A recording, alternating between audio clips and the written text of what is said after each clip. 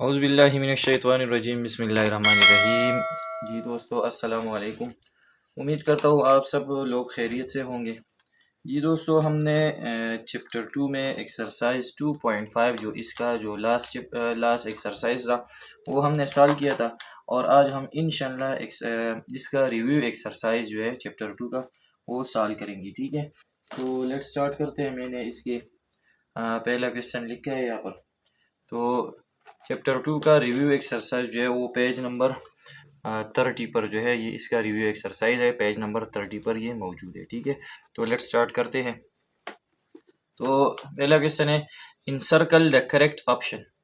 हमें कुछ MCQs दिए गए हैं और इसमें हमने करेक्ट ऑप्शन जो है वो इनसर्कल कर देना है। ठीक है, तो इसमें पहला क्वेश्चन क्या है, terminating decimal numbers are those decimal that have a dash number of digit after the decimal point।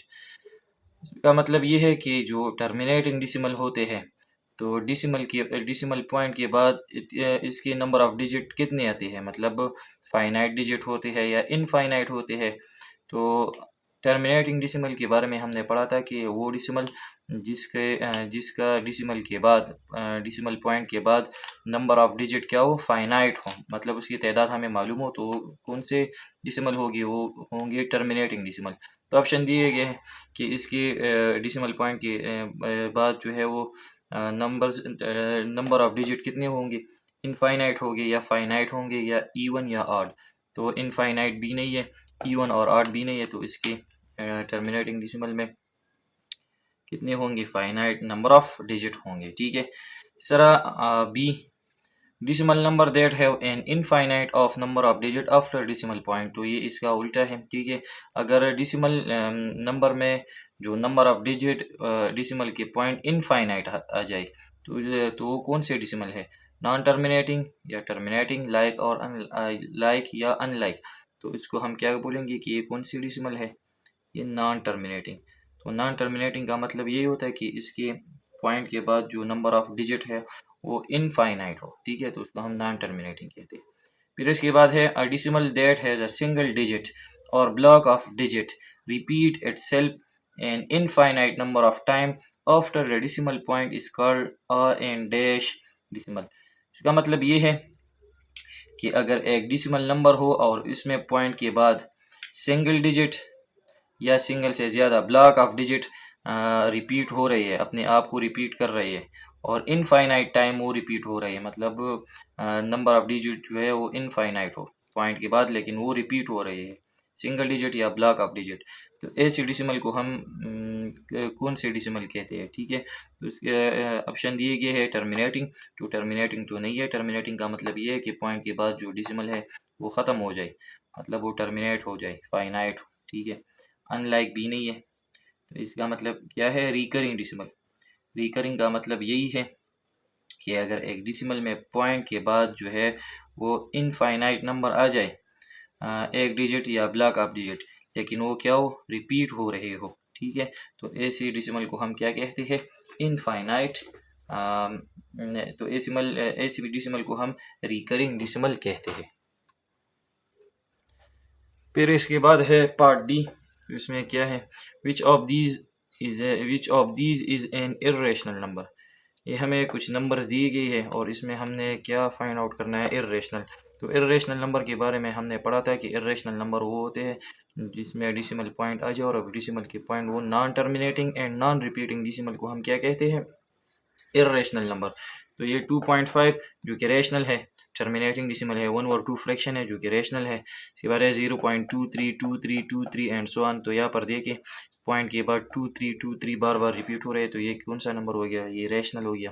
और इसके बाद है 1.01001110110111 एंड सो ऑन।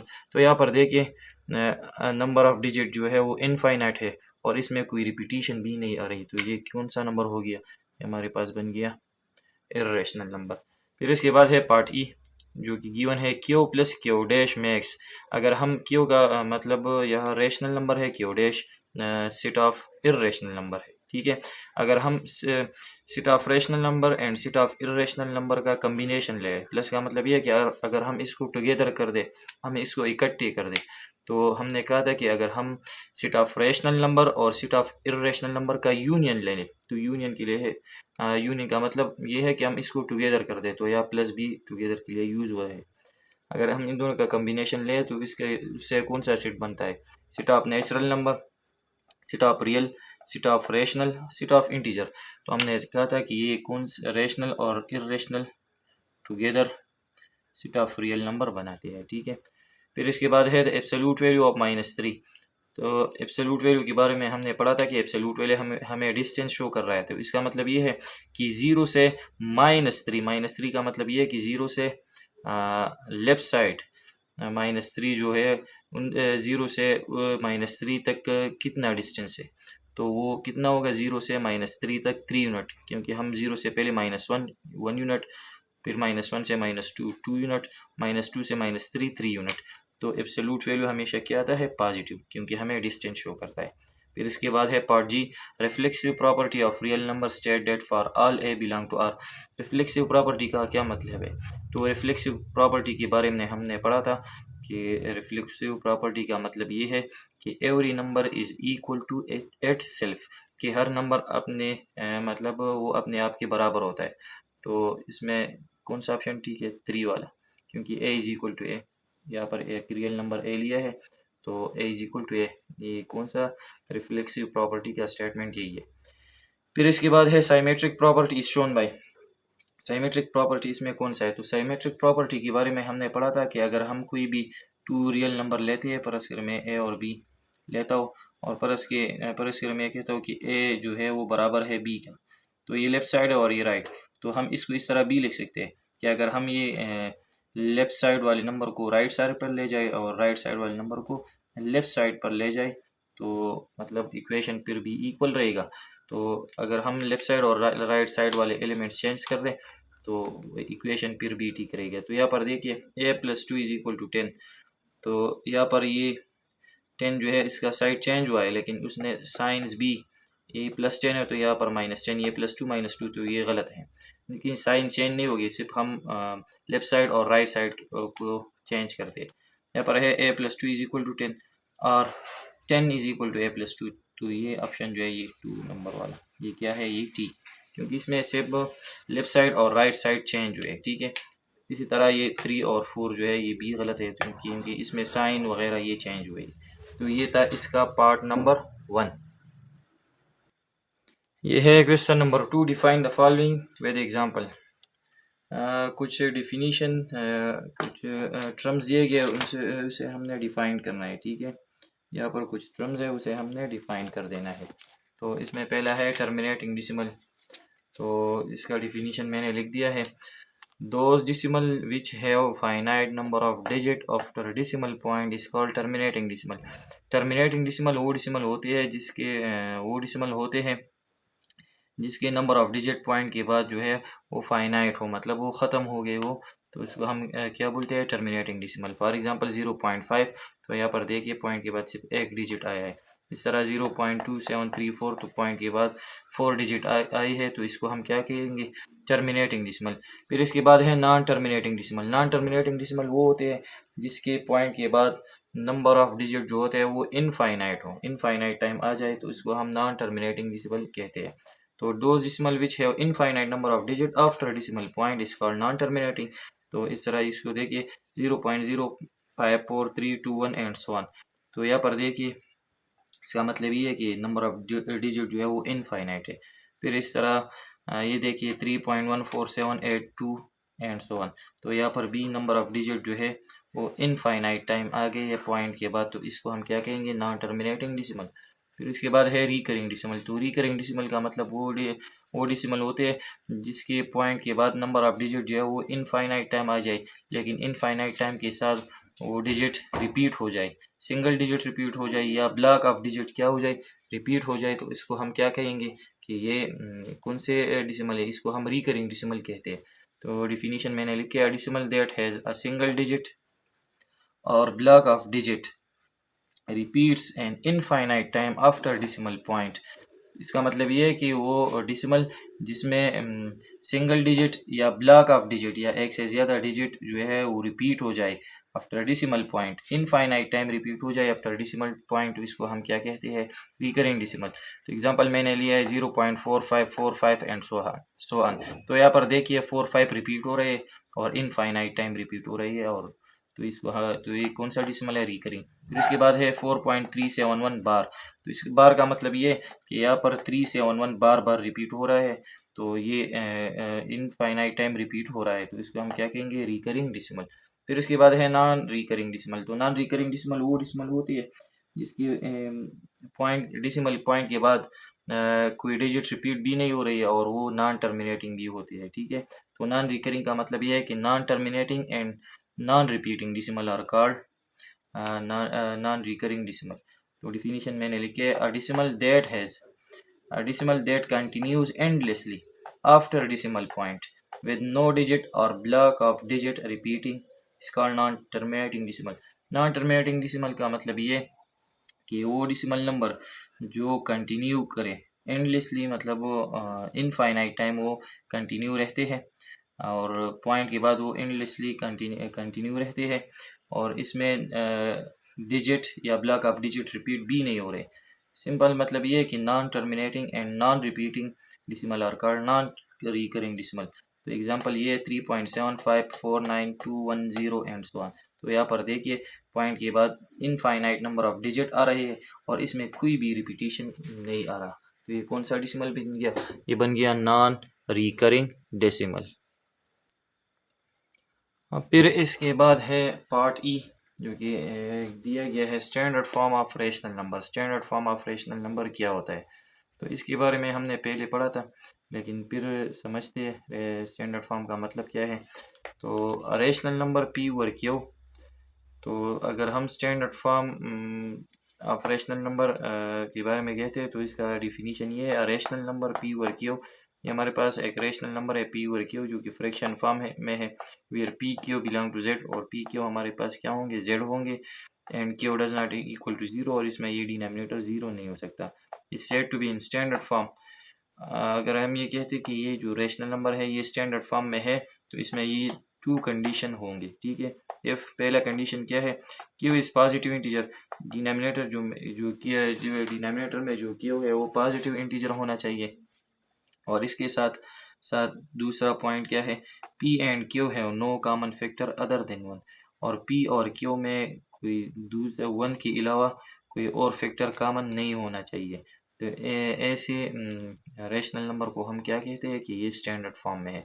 तो एग्जांपल मैंने लिया है 2 और 5। अब इसको देखिए, पहला condition Q is positive, denominator में जो नंबर है वो पॉजिटिव होना चाहिए, तो ये पॉजिटिव है, और इसके अलावा पी और क्यू न्यूमरेटर और डिनोमिनेटर में कॉमन फैक्टर वन के अलावा कॉमन फैक्टर नहीं होना चाहिए। तो यहाँ पर देखिए इसमें सिंप्लीफिकेशन नहीं हो रही, मतलब ऐसा कोई टेबल नहीं है जिसमें 2 और 5 दोनों आ जाए, तो इसमें कोई सिंप्लीफिकेशन नहीं हो रही, तो ये क्या है, स्टैंडर्ड फॉर्म में। इस तरह ये पॉजिटिव है और इसमें कटिंग नहीं हो रहा, तो ये क्या है, ये स्टैंडर्ड फॉर्म में मौजूद है। अगर मैं इस तरह लिखूँ 12 ओवर 10, तो यहाँ पर देखिए क्यों नीचे जो डिनोमिनेटर है 10 वो तो पॉजिटिव है, लेकिन इसके साथ जो दूसरा कंडीशन ये है कि पी एंड क्यू है no common factor other than one, कि इसमें वन के अलावा कोई और फैक्टर कॉमन नहीं होना चाहिए। तो यहाँ पर अब देखिए इसमें सिंप्लीफिकेशन हो रही है, ये जो है 2 के टेबल से हम इसको सिंप्लीफाई कर सकते हैं, 2 6 जार 12, 2 5 जार 10, तो इसका आंसर आ गया 6 और 5। तो पहले जो ये 12 और 10 था ये स्टैंडर्ड फॉर्म में नहीं था, लेकिन अब क्या हो गया, अब स्टैंडर्ड फॉर्म में हो गया, ठीक है। तो ये था standard form of rational number. फिर इसके बाद है रेशनल नंबर्स क्या होते हैं। तो रेशनल नंबर हमने ऑलरेडी पढ़ी है, लेकिन इसका डिफिनीशन मैंने यहाँ पर लिखा है, rational number is a number that can be represented as fraction और quotient of two integer. Rational number का मतलब ये होता है कि वो नंबर जिसको हम फ्रैक्शन फॉर्म में रिप्रेजेंट करें, या इसको हम क्या कहते हैं, कोशेंट फॉर्म में भी कोशेंट फॉर्म भी कहते हैं। वो नंबर जो जिसको हम फ्रैक्शन या कोशेंट फॉर्म में लिख के, तो इसको हम क्या कहेंगे, ये कौन से नंबर है, ये रेशनल नंबर है। और ये जो हम फ्रैक्शन फॉर्म में रिप्रेजेंट करते हैं वो क्या होंगे, दोनों नंबर इंटीजर्स होंगे, ठीक है। That is in P over Q form में हम रिप्रेजेंट करते हैं रेशनल नंबर को, पी क्यू जो है वो बिलोंग करता है जेड से, इंटीजर से, और इसमें ये डिनोमिनेटर ज़ीरो नहीं होना चाहिए। Rational number are either terminating or recurring decimal. अगर हम कोई रेशनल नंबर डिवाइड करें, न्यूमरेटर को डिवाइड करें डिनोमिनेटर, तो इसका जवाब जो आता होगा वो क्या होगा, वो या टर्मिनेटिंग डेसिमल होगा। टर्मिनेटिंग का मतलब यह है कि पॉइंट के बाद फाइनाइट नंबर ऑफ डिजिट आ जाए, या रिकरिंग डेसिमल। रिकरिंग डेसिमल का मतलब हमने पहले समझा है। रिकरिंग का मतलब ये कि पॉइंट के बाद इनफाइनाइट नंबर ऑफ डिजिट आ जाए, लेकिन इसी साथ वो डिजिट क्या हो जाए, रिपीट हो जाए। तो रेशनल नंबर हमें दो किस्म का आंसर दे सकता है, या तो टर्मिनेटिंग डेसिमल या रिकरिंग डेसिमल। फिर इसके बाद अगला डिफिनीशन जो है वो है इर्रेशनल नंबर। तो चलो चलते हैं इर्रेशनल के बारे में सीखते हैं। इर्रेशनल नंबर कौन से नंबर होते हैं? अ number that can not be represented in P over Q form. वो नंबर जिसको हम पी ओवर क्यू फॉर्म में नहीं लिख सकते हैं, मतलब फ्रैक्शन फॉर्म में या क्वोशंट फॉर्म में नहीं लिख सकते। तो इस तरह नंबर को हम क्या कहेंगे कि ये कौन सी नंबर है, ये इर्रेशनल नंबर है। Irrational number are always non terminating and non recurring. ये जो इर्रेशनल नंबर होते हैं वो हमेशा नॉन टर्मिनेटिंग होते हैं, मतलब पॉइंट के बाद इनफाइनाइट नंबर ऑफ डिजिट आते हैं, एंड नॉन रिकरिंग, और इसमें कोई भी रिपीटिशन नहीं होती। ठीक है, तो इस तरह के नंबर को हम क्या कहेंगे कि कौन से नंबर है, ये इर्रेशनल। तो फॉर एग्जांपल 7.314509, अब ये जो नंबर है ये इर्रेशनल, क्योंकि पॉइंट के बाद जो है ये नॉन टर्मिनेटिंग भी है और नॉन रिकरिंग भी है। इस तरह जो नॉन परफेक्ट स्क्वायर नंबर होते हैं जिसका हम स्क्वायर रूट नहीं फाइंड कर सकते, ठीक है।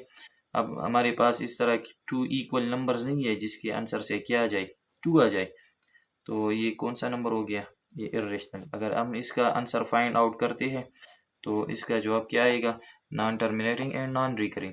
इस तरह इसका भी स्क्वायर रूट हम नहीं ले सकते, तो हम स्क्वायर रूट तो ले सकते हैं, लेकिन उसका जवाब क्या आएगा, non terminating and non recurring, मतलब ये नॉन परफेक्ट स्क्वायर नंबर है। ठीक है, इंशाल्लाह स्क्वायर रूट के बारे में हम जो चैप्टर नंबर 4 है इसके बारे में हम डिटेल में बात करेंगे। ठीक है, फिर इसके बाद है 9 क्यूब रूट। तो हमारे पास 3 इक्वल डिजिट ऐसे नहीं है जिसके प्रोडक्ट से किया जाए 9, तो ये क्या होगा, तो ये होगा इर्रेशनल नंबर, मतलब इसका answer non terminating and non recurring आएगा। ठीक है, तो ये था इर्रेशनल नंबर। फिर इसके बाद है रियल नंबर, तो ये है एच। तो रियल नंबर का डिफिनीशन क्या है, the combination of rational and irrational number are called real number. Rational और इर्रेशनल नंबर की कम्बिनेशन को हम क्या कहते हैं, रियल नंबर।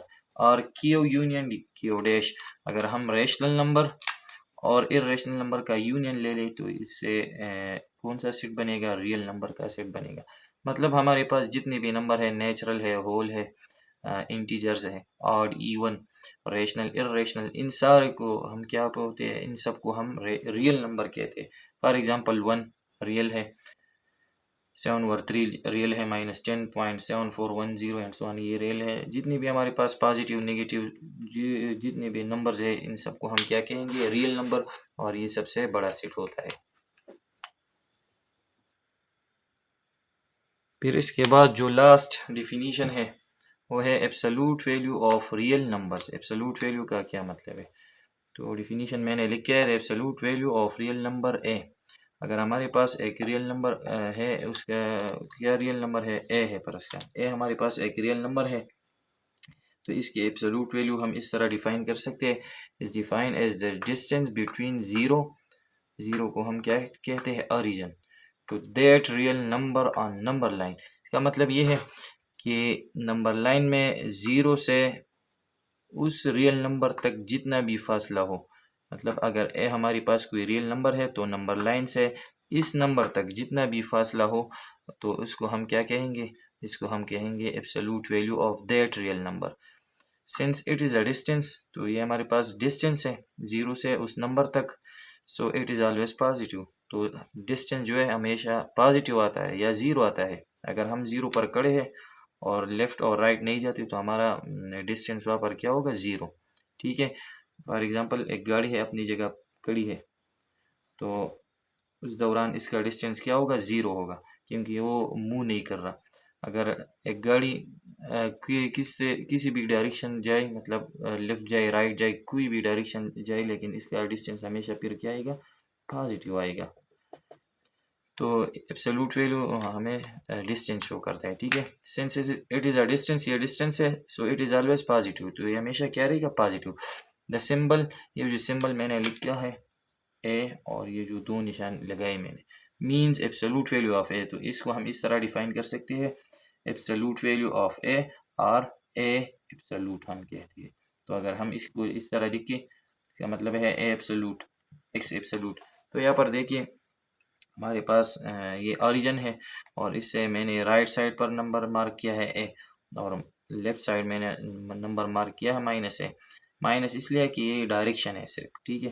तो यहाँ पर 0 से ए तक कितना फासला है, फॉर एग्जांपल ए यूनिट है, ए कोई भी रियल नंबर है पॉजिटिव, और ये यहाँ पर ये नेगेटिव नंबर है, लेकिन 0 से यहाँ तक का फासला बी कितना है, वो भी कितना होगा, ए यूनिट, मतलब फासला हमेशा पॉजिटिव आता है।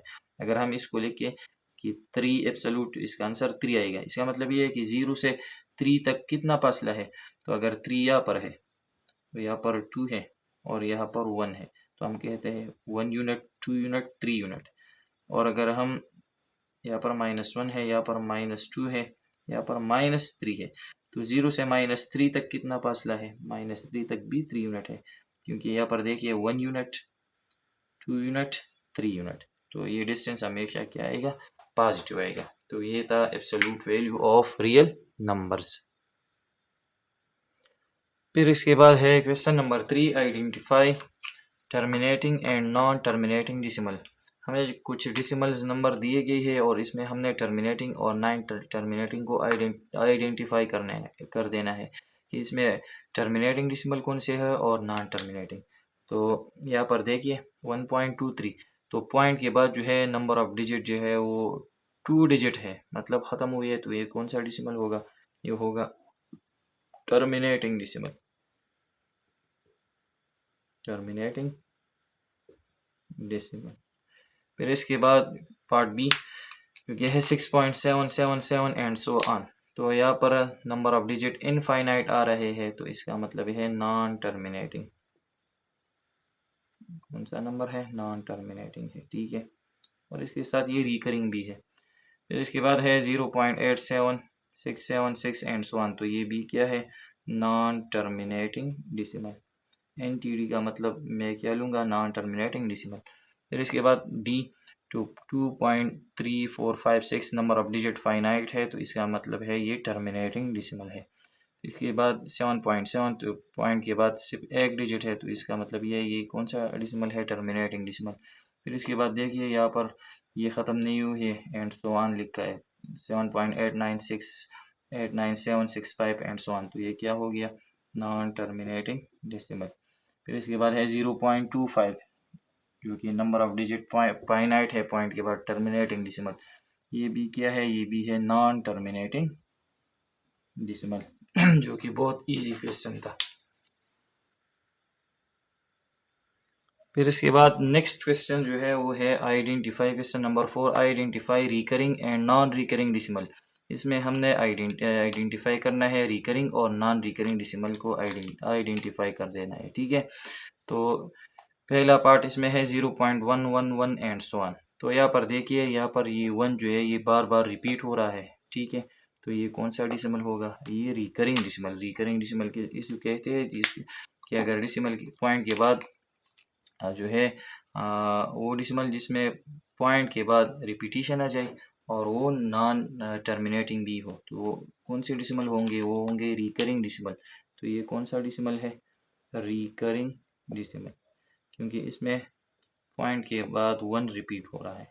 इसके बाद है 0.555 एंड सो ऑन, तो ये भी क्या है, रिकरिंग डिसिमल, क्योंकि इसमें भी रिपीटिशन आ रहा है, पॉइंट के बाद 5 रिपीट हो रहा है, ठीक है, रिकरिंग डिसिमल। फिर इसके बाद है part C 0.454545 and so on, तो ये क्या है, ये भी है रिकरिंग डेसिमल, क्योंकि पॉइंट के बाद 4 5 रिपीट हो रहा है। फिर इसके बाद है 3.141645। तो यहाँ पर देखिए एंड सो ऑन, बुक में एंड सो ऑन नहीं लिखा है, जो कि वह मिसप्रिंट हुआ, तो आपने क्या लगाना है, एंड सो ऑन।